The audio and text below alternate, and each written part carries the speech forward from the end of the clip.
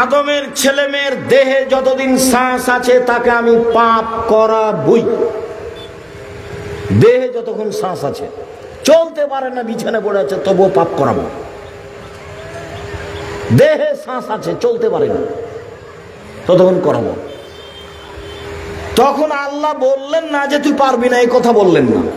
বলছেন ওয়া ইজ্জতি ওয়া জালালি ওয়া ইরতিফায়ে মাকানি, ইবলিস তুই শুনে রাখ, আমার মর্যাদার কসম, আমার সম্মানের কসম, আমার ইজ্জতের কসম, আদমের ছেলে মেয়ে যতবার ক্ষমা চাইবে ততবার ক্ষমা করে দিব। তাহলে একটা কাজ হাতে থেকেই গেল। যদি বলতেন যে ঠিক আছে তুমি পাপই করো, আমি ক্ষমা করব, তো এইভাবে আর বললেন না। বললেন যে যতবার আমাকে ক্ষমার কথা বলবে ততবার ক্ষমা করে দেব।